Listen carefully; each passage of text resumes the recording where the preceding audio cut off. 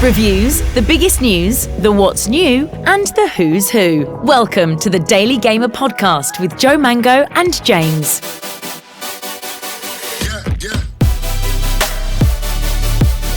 Yo, what's up? Welcome to the Daily Gamer podcast. With me, Joe Mango, and James. And we are back for number 24 now. Wow, that's a lot. We are going to be talking about Baldur's Gate, which everyone is just raving about right now. Yeah, it's so cool. But first, we're going to go into some gaming news. So here is your gaming news of the week. To kick things off, Microsoft have announced the closing of the Xbox 360 store, causing 220 games to basically disappear. Ooh, that sucks. Yeah, it's you got a time. It's July 29th, 2024. So you got like a while, pretty much a year. But it will basically mean that you cannot download any new games for your Xbox 360. But you can, if you've already downloaded the game, you can still play it on your Xbox 360, obviously. Oh, so no new games then. You can't download anything new. Yeah, exactly. No, or even old games, you can't go and download them. Like the whole store for Xbox 360 will be gone. Oh no. So yeah, once you've got get the games you've got, that's it for the rest of your Xbox 360 life. That's going to make all the physical copies more expensive. And harder to get. Potentially. I'm sure there's a lot out there though. Maybe for the more indie games it might be harder to get, but if you want a Call of Duty copy, I'm sure you can find a couple. Yeah, from $9.99 at game.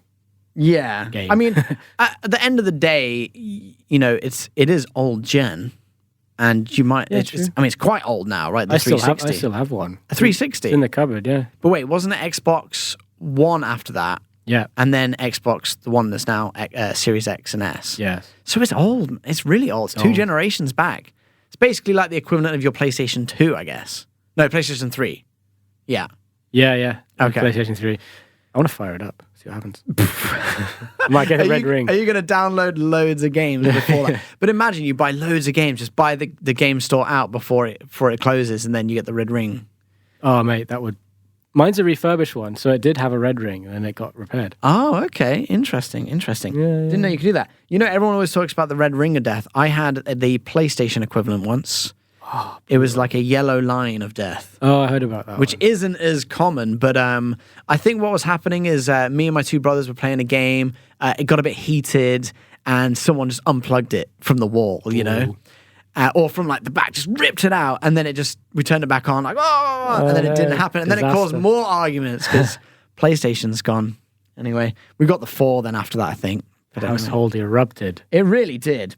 Okay, also, Call of Duty Modern Warfare 3 is coming out. Now, I just want to... Modern Warfare 3 too. Yeah, exactly. Yeah.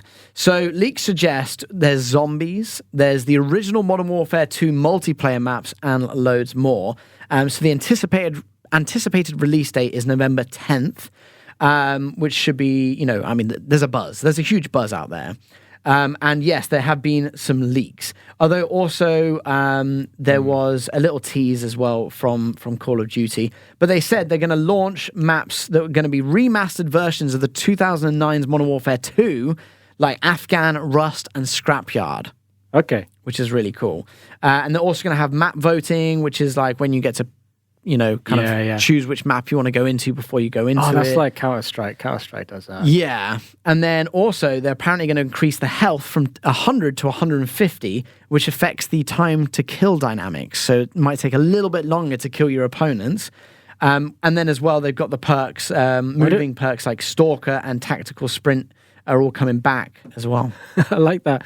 They raise it to 150. Why don't they just make it 100 harder to...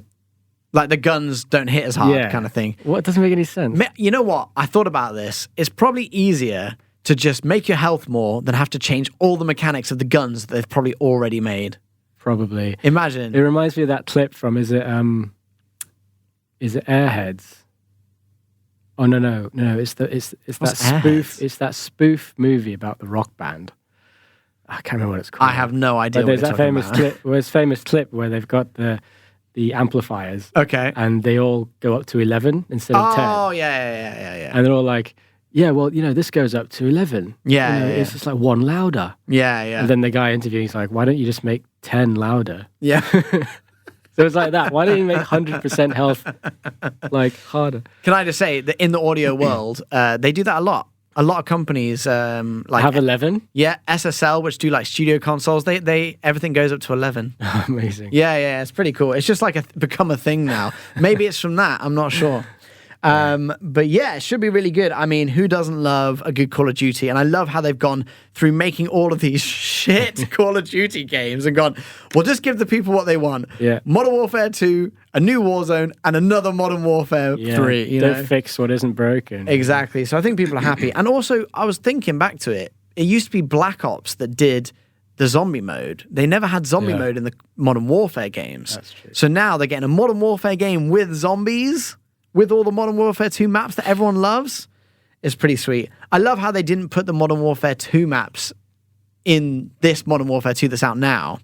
Yeah. Because they were like, if we do it all now, then what are we going to do for the next one? I know, we're going to have to save them. Yeah, Save exactly. It's quite funny. Also, Red Dead Redemption, as in the original, is making a massive comeback a decade later. Yeah. And this is all because they have made a re-release for PS4. Yeah. Now, why PS4? I just assume it was easier to make it on PS4 than have to go to PS5, but they said it is compatible with PS5. So they've released a new game that's $50, that's the exact same game, just you can play it on PS4, and you can also play it on Nintendo Switch. Now, I think Nintendo Switch is obviously not as powerful as like a PlayStation 5, but PlayStation 4 is probably a little similar. The innovation is in the Switch version. The PS4 is like, what? Yeah. Yeah, exactly. It's the same game, but like, if it's playable on the PS5, then fair enough. Then people can like revisit it. The thing is it's not frame rates. It's not actually like a remaster. It's not a remaster. It's not a remake. It's a port. It's just a re-release. Yeah. Yeah. And $50. I don't know. I think that's a little bit steep to just a game that came out 10 You won't years find me ago. spending $50 on that. No, Sorry. no. Funny thing is, though, I had a mate today go, oh, you know what? I'm thinking of buying Red Dead Redemption. I never played it. And I was like, oh, is it because they just re-released it and stuff? He didn't even know. I just reckon it's gone around the internet and he's just seen it and now gone, oh, I want to play Red Dead Redemption. So I guess it works. People are doing it. They're going to make more money. I think Rockstar are pretty good at just pumping out the same game. And I mean, like... Yeah, I mean, they've had GTA 5 out for like, 10 years? Yeah, exactly. So, I mean, they know what they're doing. People are going to buy it and they know that. So, fair enough to them. It is going to be on 30 frames locked, though. What do you think about that? It's okay. It's kind of retro, isn't it? Yeah, I guess so. It would have been nice if they had gone, hey, remaster PS5 version. That would have got me more excited than just... Yeah, like sharper textures. And yeah, exactly. You're 60 basically... frames a second. Yeah. I mean, I don't know. I'm a little bit up and down on it. It's an amazing game, don't get me wrong, but $50 for something that's just a port... I don't know. I'm going to leave that on the shelf, I think. No, me too. Well, there you go. That is your gaming news of the week. If you want to go check out all the full stories, we've got them over on our website, daily-gamer.net. Nice. The game that everyone is talking about right now is Baldur's Gate 3. Baldur's Gate 3 is a role-playing video game developed and published by Larian Studios. They're Belgian. Ooh. And it's the third main game in the Baldur's Gate series, which is based on the 5e, which is 5th edition. Oh, okay. Of the Dungeons and Dragons tabletop role-playing system. Okay, yes. So it's basically based off Dungeons and Dragons. It's based off Dungeons and game. Dragons and includes dice rolls, RPG elements, looting, and a deep, deep story. So this is what's making people say it is the new pinnacle of the genre, because that's how good it is. Well, see, straight away I think, role-playing game, okay, great. Dice rolls, turn-based game, I'm like, bored. But then I looked into a little bit more and I started to get very excited. So I'm in the same boat. I was never into turn-based, and then I played one or two games which were really good, and I was like, okay, maybe I could play some turn-based. Then I discovered Divinity Original Sin, 1 and 2. I never finished them, but I got pretty far and enjoyed it. Yeah. because I was looking for something that was like Dragon Age mixed with Skyrim, mixed with the story, and then all those little characters you can play. Okay, so that game's pretty similar to this one. Yeah, so Divinity, you can see the roots of Divinity in Baldur's Gate 3. It's turn-based. There's a party of you. Yeah. So you have your main character, and then you've got maybe 1, 2, 3, whoever joins your party during the story. Yeah, so you can basically choose like one of 7 origin characters that already come with a backstory and all of that. Yeah. Or you can actually kind of custom create your own character and choose your own backstory Your own as destiny, well, which completely changes your path in the game depending on your backstory. Exactly. And I heard that even the NPCs will talk to you differently depending on what race you are, what type of character you are, your backstory and everything. The NPCs will literally talk to you differently because of that. Yeah, and based on the past choices you've made as well. Which is crazy. I heard that they've recorded so much voiceover work for this game. It's unbelievable. Yeah, and it's really high quality voiceover work too. And even if you want to get a better idea for the uninitiated, so people that don't really know what this game is, it's just imagine Skyrim mixed in with Dragon Age, where you've got like your characters will react to the choices you make. Yeah. So you're someone in your party, you're talking to someone, you'll say like, you make a decision. You say, I want to kill this person. Then you've got someone in your party going, disapproves, who doesn't like your choice. Way, yeah, and then we'll hold that grudge maybe to your next conversation. We'll all bring it up. And it's the same way if someone likes what you've chosen to do, then they'll be like, nice choice, mate. I'm going to do this for you. It's almost like playing a game that has AI in it. Yeah, almost. Yeah. Very cool. Very, very clever. So the dice roll basically decides your fate on everything you do, like your conversations, your fighting. Yeah, so you can say if you have a trait or an ability. Oh, like you're a smooth talker. Yeah, okay. Yeah. Or you have like sort of actions where you can persuade or you can intimidate. Yes, I'm with you. So if you have that story option or chat option and you choose it, then you get a number which you need to roll and beat. So if you get given... and then you can get to use that persuasion. So it'll be like 10, and if you get 10 or over, then it'll work. But if you get 5, it won't work. It'll backfire. Yeah, it'll backfire. Oh, super crazy. Because and depending on your character, you can get bonus numbers. So you can bonus like a +3 or a +2 to add on top of your roll. So if you're one of your like skills that you level up is persuasiveness, it can help you in conversations. Or if you have like a bonus trait or something like that. So if your backstory is, you're a ladies' man, you'll be able to talk to the ladies nice and easily. You have a bonus perk. Yeah. Wow, that is so cool. I've never ever played a game like that, and this is what is making me excited for this. And you can do it with not just conversation choice, but like unlocking locks as well. Or doors or like chests. So you still roll for that. Wow. And then when you're fighting as well, obviously you're about to do a spell. And you have to roll depending on how hard you hit them. Yeah, there are some roll spells. Yeah. Oh, only some. So it's not all of them, because otherwise that would be too annoying, wouldn't it? To keep having to roll every time. But there's certain ones you can do. Okay. And then also one thing I saw was you have like obviously like mana or whatever in games, and in this it's like a similar sort of thing where you have like a resource to be able to cast spells or do actions in fighting. And then if that depletes, like it doesn't regenerate, like once that depletes, you have to rest or you have to like eat food or something like that to be able to regenerate that resource, right? Or it goes on to the next turn for the next person. So you basically have, it's turn-based. You can do your turn. You can either attack, move, or move and attack. Okay. Or do a spell, and then it'll take up like, it's your action points basically. Okay. So if you take a bunch of your action points, use it up doing an attack, then the rest of it you can move maybe a little bit. Or you can just move completely. It depends, and then you have to change turn.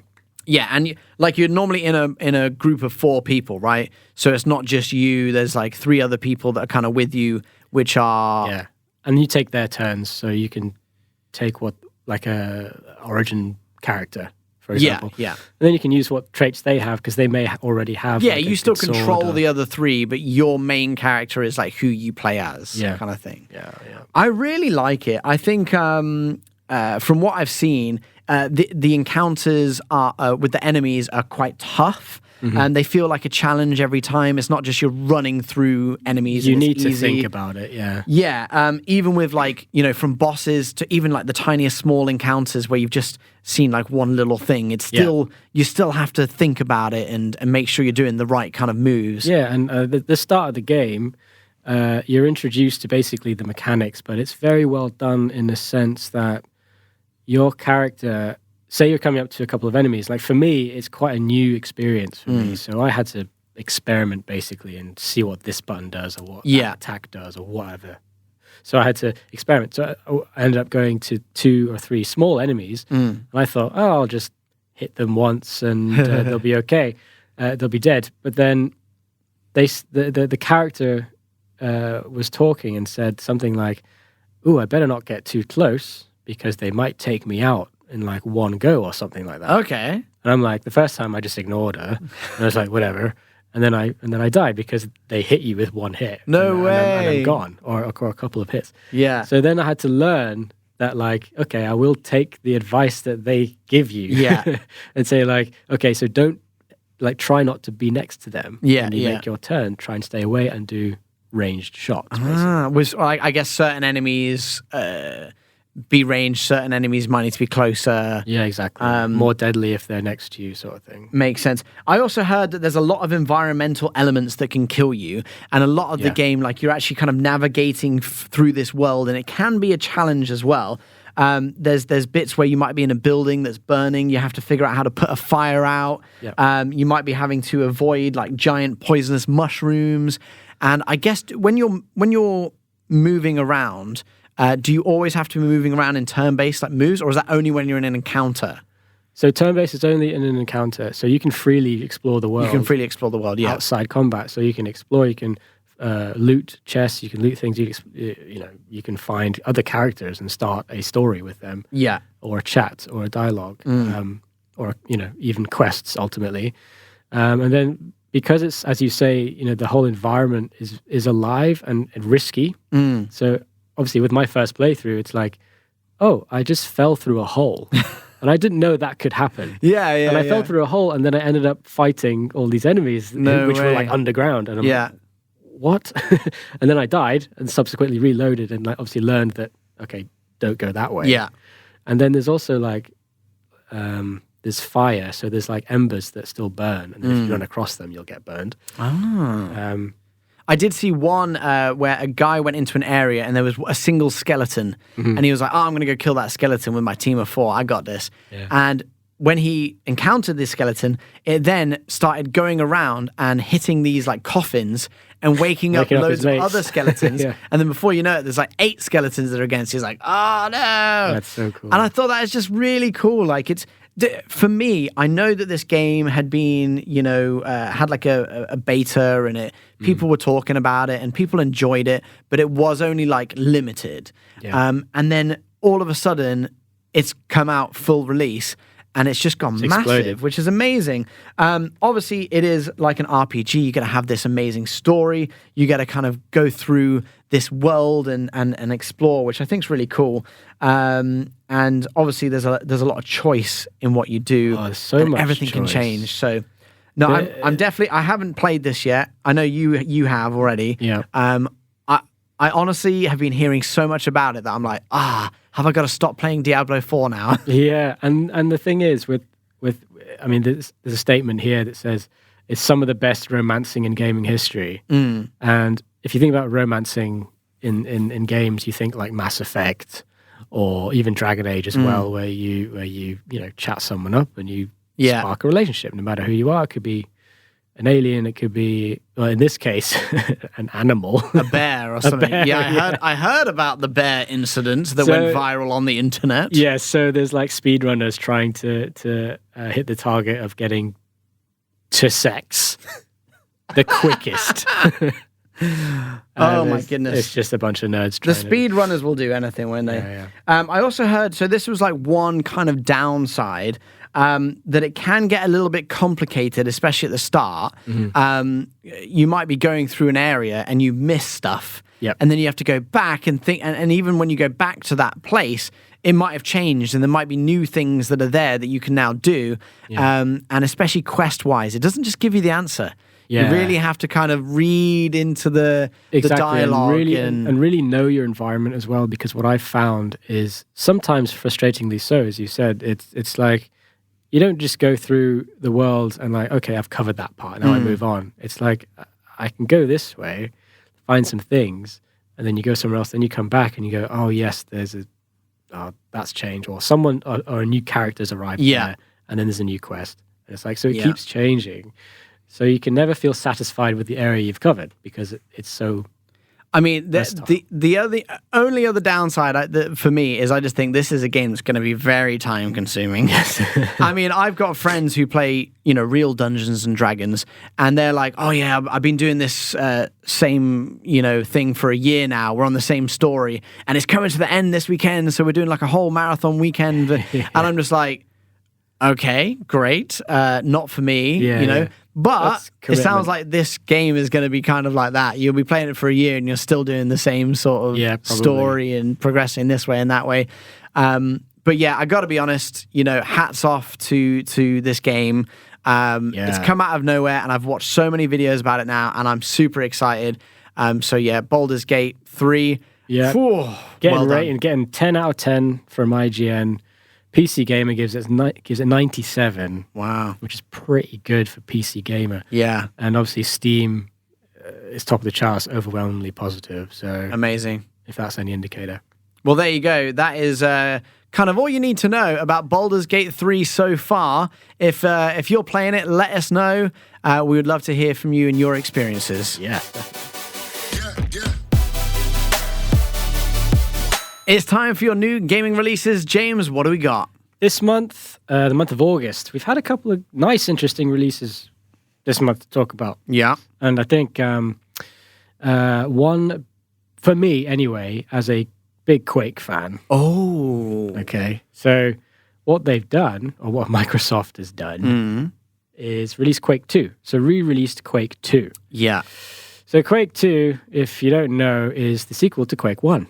Yeah. Oh, yeah. Didn't guess that. So it's one of the, if you remember Quake 1, it was very strange, sort of like medieval, otherworldly kind of, another universe. You're on like a different planet or something, yeah, right? portals opened and then these weird creatures come through and it's kind of like a dark brown kind of aesthetic. And it's got like the metal music playing.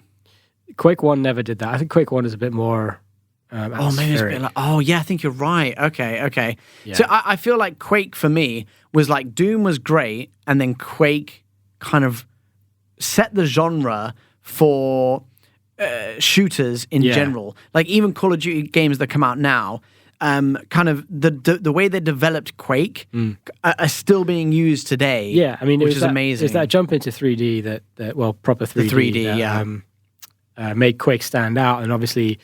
It was, the first person game, sort of the first person genre was defined by previous games like Doom and Wolfenstein and things like that. But now the next step was Quake. And Quake 2 doesn't really follow from Quake 1 story-wise at all. But it's got more of a continuation from that point onwards with the Strogg and the space aliens and whatever. So that's on Game Pass, and that runs really, really well. Have you played it on your Game Pass? Console and PC. PC, naturally, because that's what it was made for. But on the console, you can pick up and play this game, and it's so easy to pick up and play compared. There's no commitment, there's no long story.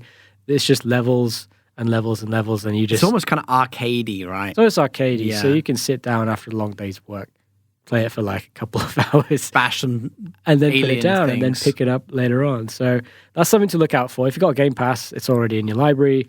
Wow. But yeah, they've really made this look good and sort of ignited the retro shooter, if you will. Very cool. What else you got? The Texas Chainsaw Massacre. Oh, James, it's all like blood and gore with you today. It's all violence. That sounds scary to me. It's so basically it's getting some rave reviews, and I haven't played it yet myself. But you basically take on the role of the notorious Slaughter family or their victims. So you can be a murderer or a victim. I would totally just be the murderer. I think being a victim would be too scary. Yeah, I think you'd be nervous like the whole time. And it's a third-person multiplayer game, so obviously it's got the same theme as the Texas 1974 horror film itself. And you find yourself in areas trying to escape a murder or trying to murder, and it is brutal. Like it is intense, like just like the movies. There's no holds barred here. Really? It's like proper like murdering. And is it like the graphics are like, this generation graphics kind of thing? Yeah. Oh. So it's brutal. So be prepared. See, I don't mind brutal. I just don't like jump scares and that sort of stuff. Whereas if I was the murderer, then I don't think I would get too scared because I'm just like, everyone's going to run away from me. But if I was the one being murdered and you just go through a door and there's a guy with a chainsaw, you're like, ah! Yeah. I think I'd freak out a little bit more. So but, I guess they're trying to capture exactly that essence with this game. And with like other human players as well. So multiplayer is going to be so much fun. Oh, scary stuff, but I'm totally into it. It's like that game, I'm forgetting what it's called now, where you play with other people and you're trying to get away from the baddies and then they hook you up. I don't know what that is. I've seen... I forgot what it's called right now. I've got Back for Blood and Left for Dead in my head, but it's none of those. But yeah, anyway, it's kind of like that game. If you know what it is, please let me know. But yeah, it sounds like it's going to be pretty fun for the people that really into that stuff, which I'm sure is a lot. Yeah, definitely. And Armored Core 6 comes out. It's not out yet, but Armored Core 6. If you're a fan of that franchise, I do not know that franchise. Armored Core. So it's basically a mech shooter. Oh, yes. Do you remember Mech Warrior? Yeah. So it was kind of, those two games were kind of the mech games of the early 90s or 2000s. I do know that game. Yeah. And they're pretty loved as well. Oh, yeah, there's a huge following for it. And the first game came out like 97. 97? Yeah, and they released, in between Armored Core 2, 3, 4, 5. This is 6 now. And there's a few like little other games that kind of filled in the gaps there. But it's been 10 years since the last one, since Verdict Day. And then 2012 was Armored Core 5. So this one is by Bandai Namco, and you know what they're good at. Yeah. They're good at Souls-like games. Yeah, so 100%. So this one is kind of like Game of the Year last year. Yeah. So this is kind of what people are thinking or assuming it might be is a Souls-like mech game. No way! So I don't know if it's going to be incredibly difficult or whatever. Anyway, let's see. Amazing. Okay. Very cool. Elden Ring for me is probably in my top 5 games of all time. Really enjoyed it. So, I've never like gone, oh, yeah, I want to play a game that has like, fighting robots, but why wouldn't I want to play a game that's got fighting robots? Yeah. That just sounds awesome. And you're just like wrecking cities and stuff. It's great. And I assume you can like upgrade your mech and you level up, upgrade your get a new weapon and guns and that stuff gun like is now firing like rockets. 50 caliber bullets and rockets on this arm, and I've got a knife that comes out or something like that. Oh. Yeah, I'm pumped up now, James. You want to play it? Well, play all of them from 97's Armored Core to Armored Core 6, Fires of Rubicon. That's this month, but you know what's coming next month? You know what comes after August? Oh no, I just realised, and I just don't have time to play it. September's around the corner. September has Starfield. Oh no! September 6th. I'm still deep into Diablo 4, and I'm getting really good at that now. I've just learned how to play that game, and I'm like level 55 already. So yeah, if anyone has any commitments, do not commit to them, because Starfield is coming out alongside Mortal Kombat 1. Wow, yeah. So that's kind of returned to the original characters, I think, and they're kind of rehashing all that. And obviously with the fatalities, obviously they've gone ridiculous. They've just gone crazy with that. Yeah. And it's super great. Yeah, I heard that they've got some new kind of like game modes that they've never had before as well. So yeah. Yeah, they're always freshening it up. Pretty cool. Pretty cool. As well as that, there's Cyberpunk Phantom Liberty, Oh yes, which I'm feeling might get overshadowed by Starfield, but and everything else. and everything else. Yeah. But I hope for the best for Phantom Liberty because I've heard it's almost like not just an expansion, but almost an overhaul of the whole game. So No, that's really cool. And to be honest with you, I think with games like Phantom Liberty or Cyberpunk in general, you kind of can not play it when it first comes out and 6 months later go, hey, I'm going to get Phantom Liberty, and I'm sure you'll still enjoy it. Exactly. Like, and you don't much have to be on the improved. hype. Yeah. Exactly. So the whole game is looking really good now. So it's definitely worth checking that out. And then for all the soccer or football fans, EA Sports FC. Yes, which is just a terrible name. Basically FIFA 24, but not. So yeah, I mean, every year they've got to innovate, and granted, they still make me buy it every single year. Yeah. I gotta be honest, I watched a bunch of videos about the gameplay and all the things they've got. There's like a manager mode where you can literally stand on the sidelines and watch your team play and shout things at them. Yeah. I was like, this is pretty cool. They've got a lot of new kind of ways that they've developed the game, and obviously they had to kind of step it up a notch. They couldn't just rehash FIFA 23. They had to really go, right, we've lost FIFA. We might lose some people due to that. We need to really make this game amazing. And I think anything they've been developing over the last 6 years, they've been like, no, we'll hold off, we'll put it next year. They're just putting it all into this one. So I'm excited. It's kind of like the iPhone, it comes out every year. There's like 12, 13, 14. And they innovate like a small thing. Maybe the camera's a little better. When they've got loads of stuff in their back pocket. The bezel's like smaller. But it's like this with FIFA. It's like they make the tackling better. Or they add a certain feature. So yeah, I'm kind of excited. I will buy it, obviously, because for me, I play it for the manager mode, the season mode thing. So I heard that they've got like kind of like an AI tool thing where they've been mapping real football players on how they play. So when you're playing like Haaland, for example, who's on the front cover, he's got special moves, and your player will actually, like Haaland will actually move like the real Haaland. And will score goals like Haaland scores goals, and even celebrates exactly like Haaland celebrates in real life. Like his celebrations are matched off his actual celebrations. So yeah, it's pretty cool. Like, I'm excited for this. Definitely going to have a few nights around yours, James. Yeah, definitely. Kicking your butt on that. Especially, based on Man United start to the season, I'm probably going to live life through FIFA because we'll be much more successful. Well, I did have someone say to me last week, oh, Liverpool, you're like 14th, because we drew our first game against Chelsea. And then this week you lost to Tottenham and we beat Bournemouth. I mean, it's Bournemouth, whatever. But we're now like 4th, and I'm like, woo! Yeah. I mean, we're 2 games in. There's a long way to go. I know. Anyway, this isn't a football podcast. No, for sure. But we could make one if you wanted. For sure. Cool. So those are the releases we're talking about. There's so many. Yeah. Was that like 6 games? Oh, mate, there's probably more as well. There's probably more. Those are just the big ones. Exactly. Very good month for gaming. I think this is when it all starts to ramp up because Christmas has come in, and people are going to start buying everything. So awesome. Go play them. Let us know what you are playing, and thank you for your new gaming releases, James. You're welcome. Indie games. Indie James. Indie James. You are Indie James. You play. You play more indie games than I've ever played. I feel like I'm the only one that does. No, I'm sure there's a lot of people out there, but I don't know. Like for me, I have limited time to play games, so I just play the games that I really want to play, and that's it. I know. I mean, for me, it's those little games that I can pick up and play in a little Switch. I did, to be fair, play Subnautica for a while. That's like 6 months ago, and that was an indie game that did pretty well. Okay, so what indie games are you talking about? Well, I'm gonna re-mention. Yeah. Okay. Yeah. Re-mention the games that I quickly reviewed over at Daily Gamer. Oh yeah. .net/Instagram/everything.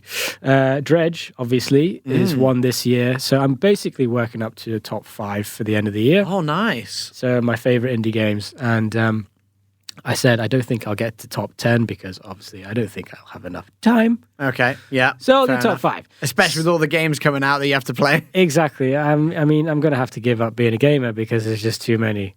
Yeah. But that's a lie. Nah. Dredge is the you play basically like a dredging boat and you go through a little world, a few islands, and then you discover this very sort of dark story with the characters you meet and the little quests that you do. So that is a surprisingly good game. So I recommend Dredge. Okay, and it's got a bit of like inventory management and some puzzles to do, which is cool. Next is Dave the Diver. Okay, Nice. So this one I talked about as well. Is this the guy who sells the fish for sushi restaurants? Yeah, he goes fishing, and then he helps his chef serve customers in his sushi restaurant. That is amazing. It's such a great mechanic. It's a combination of really cool mechanics. So definitely check that out because it's really funny and the graphics are just funny. And yeah, it did look like a really good game. You can check it out on our Instagram. It's a fun, happy game. Yeah. These two games I'm going to talk about now. I forgot to mention Graveyard Keeper. So this is what you are loving this one. I'm actively playing Graveyard Keeper. It just sounds so morbid, but yeah. So you basically run a graveyard. Yeah, and you keep it, as the title suggests. So you're basically it's like a sort of if you know the likes of Stardew Valley. It's kind of like a pixel art game where you sort of live in this sort of village or world. Yeah, and in this respect, you look after a graveyard, you try to upkeep it basically, and you do lots of other things as well. It's basically a grind game. It's a grinding game where you have to build things from parts and then you craft them, and then it's basically like a cycle. Yeah, but it's an addictive cycle, and I love playing it. And I play it for like a few minutes every night, and I try to. Basically, it puts me at peace. Yeah. So I recommend. So you digging up graves and stuff. Yeah, and like embalming bodies and stuff. Yeah, that's what I like to do. That was my other. You're life. a strange boy, James. Very strange, but yeah, great game. Check it out. The developer just released another one called Punch Up, I think. So have a look at that as well. Okay, cool. My next two, I'll just go over quickly. These are games I haven't played, but I've played the older versions of, or the prequels of. Blasphemous 2, which is like a side-scrolling Metroidvania. Ooh, they are big right now, Metroidvania stuff. Yeah, so for the uninitiated, Metroidvania is a subgenre of action-adventure games or platformers based on guided, non-linearity, and utility-gated exploration and progression. And it's based off games, right? So it's based on like Metroid Prime. Yeah. So it's kind of like that. And then Castlevania type games. Yeah. So that was basically Metroidvania. What it is. So Blasphemous 2 is like, it's a side scroller, but it's like brutally hard. So it's almost like a Souls-like, but I wouldn't say it's as deep as that. But, But like story-wise. Yeah, but Blasphemous I played the first one, and the pixel art is just brilliant. It's on par. You should check it out. Like, it's so dark. Honestly, like when you like, I could actually see it in your face, like how excited you get. You're like, the pixel art is the art direction. Oh.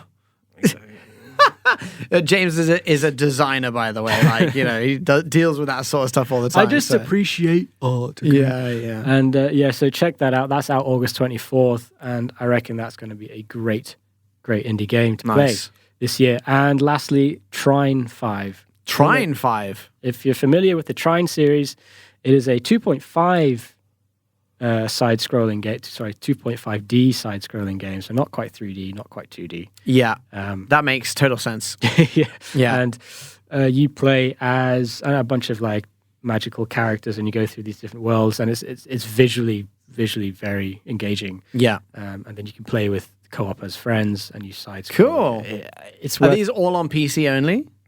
Trine 5 is PC and I think consoles as well. So okay, cool. Check that. I think that's, because it's a well-known series. So it's the 5th entry and it looks good. I genuinely want to just come over to your house and watch you play these games. You can, but I'll probably be in bed. So you'll have to get into bed with me. It's fine. I'm next to your missus, so that's totally fine. Awkward, but... Do you guys all sleep, relatively clothed, or...? Usually with 5 layers on, and they will be... certain types of fancy dress. So there'll be one layer of elf, and then followed by another layer of zombie, and then a third layer of Santa Claus. Elf is pretty hot. Okay, cool. I'm in. Yeah, I'm the elf. I'm in. Nice. Yeah, I'm totally in with that. I'm the sexy elf. Oh, nice. So yeah, just look at those games and just check them out. And they might make my top 5. I don't know yet. Ooh, we shall see. Stay tuned for the end of the year when James does his top 5 indie games. Well, thank you for your indie game roundup, James. You're welcome.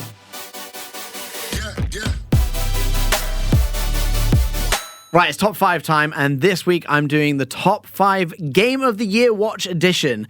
So this is where I am picking the 5 games that I think could be a contender for Game of the Year. Oh, yeah, cool. The games might not even be out yet, but I'm still including them in it. This might change towards the end of the year because we've already had a big one that's just shown up that is now a new contender, which you'll see in at number 3. I'll get there soon. But at number 5, for now, I'm going with Marvel's Spider-Man 2. I've got to be honest, number 5 was a really hard one because there's been some really good games, Resident Evil 4 remake and some others. But I've gone with Marvel's Spider-Man 2 because the first one was really good. It is an upcoming action-adventure game developed by Insomniac. Action-adventure game. I think I said that wrong. But yeah, super excited for this. The last one was amazing. They also had the Miles Morales one. Now this is Peter Parker and Miles Morales, and you can kind of switch between the two as you want, and then they have different storylines that will be one or the other that is picked by the game. Intertwine, right? Exactly. They kind of do some stuff together. There'll be like storyline bits where you'll be playing as both of them, but it seems like it's going to be really, really cool. Yeah, one thing I enjoyed was the combat. The combat is so good. Yeah, they've added so many new features to the combat. It's really cool. They did like a huge, extensive kind of like gameplay trailer where they showed some amazing ways to like traverse around that isn't just using your webs. Different combat abilities that they've included. A lot of new web-based gadgets as well. Super excited for this, obviously. And they always have really good baddies, I think. Really good kind of boss fights that don't seem like, oh, you're in a boss fight now. They just kind of naturally occur, and all of a sudden you're in a boss fight. Then you have to traverse through New York City, and then you get, carry on the boss fight and stuff. Yeah. So very excited for that one. I think it's going to be big. It's coming out in October 20th. Will be only available on PS5, though. It's an exclusive, isn't it? Yeah. It is. That is kind of the downside of it. I mean, it's being published by Sony. That is kind of the one downside, that it might not be Game of the Year, right? Because of that fact. Number 4, I don't know if this is just bias, but I think it is a good consensus of people. Diablo 4, I'm loving it right now. I've always been a Blizzard fan, totally into World of Warcraft, but Diablo 4 is amazing. It is like an online-only action role-playing game, obviously by Blizzard Entertainment. It literally, right, the game generated $666 million in revenue within the first 5 days of its launch. Whoa. Which is quite cool, because isn't 666 like the hell number? Yeah, yeah. And this game is all about hell. It's the number and of stuff. the beast. Exactly. So basically, you've got Lilith, who is the main baddie, and she is kind of being resurrected, and she's trying to get back to hell. But on her way, she doesn't really care of who she kind of brings over to the dark side as she's doing it. Like she just is turning people kind of crazy. She's allowing these demons to kind of roam the earth, and she's pissed off. She's not happy. You have 5 different classes: the barbarian, sorcerer, druid, rogue, and necromancer. And basically you just got to try and stop Lilith corrupting everyone. And I've completed the storyline now. It's a really cool storyline, and what I like is there's kind of 3 different storylines going on at the same time. Yeah. And you can choose which one you go for first and finish.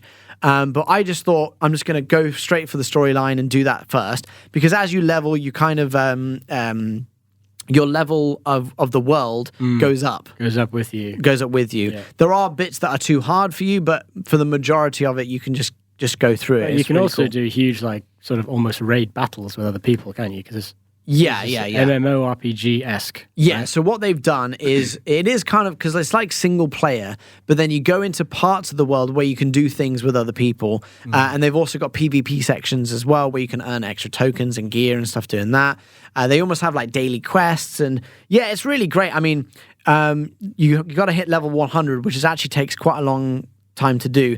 It's a lot of just going into dungeons and fighting really hard things and trying to make your class and your abilities work together to be able to just storm through these dungeons. But it's super addictive. I'm super into it. So that's going in for me at number 4. Agreed. Most likely to be Game of the Year.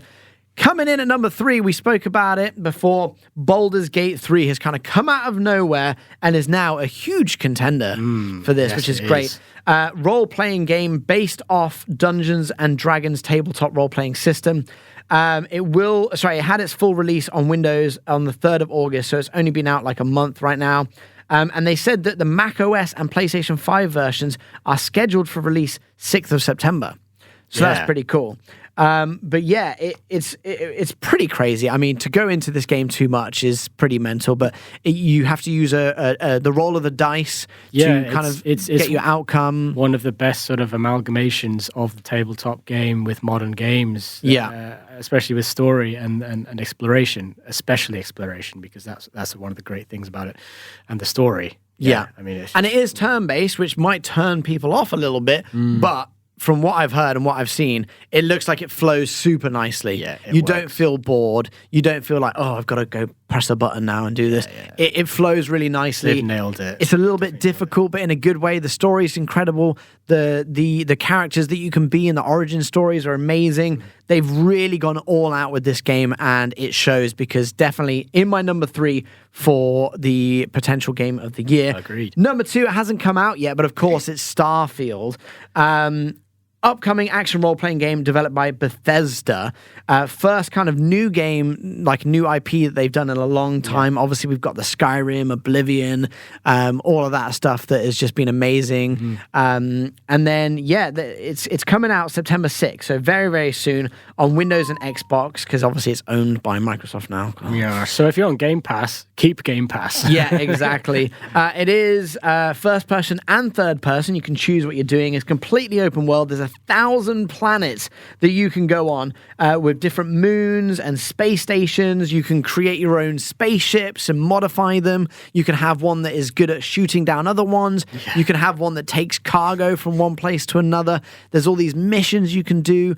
All of the worlds are procedurally generated, but then refined. So they've procedurally generated them, obviously, because it'll take way too long to do over 1,000 planets. But they've then gone onto each planet and refined them and made them look how they want them to make. It's been completely just handcrafted content. So very excited for Starfield. I mean, we could talk for days about that one. And we have. We literally have before, So that is in for me at number 2. And number 1 still has to take it. I don't know why for me, but it's really cool game. Tears of the Kingdom. Yeah, boy. Now, I don't know if this is my favorite, but it is my favorite. It's really hard. It's really hard. If I had way more time, I think I could just be in Tears of the Kingdom like 12 hours a day, and I'll be fine with that. But yeah, it's an amazing action adventure game. Obviously, on Nintendo Switch. Amazing 10 out of 10 reviews. Everyone's loving it. Everyone thought, oh, can they beat Breath of the Wild? Because Breath of the Wild was Game of the Year 2017. And I think they've kind of gone above and beyond and somehow made an even better game with what they've done. I remember people complaining like, oh, they just repeated the first game and used the same map. But that doesn't matter because it's how good it is. Because they've expanded on that map with amazing results. They have like the underworld, they have the sky. Yeah. Islands. The map is way bigger now because it's the same map, but you've also can explore the whole map but underground, which is a bit scary, by the way.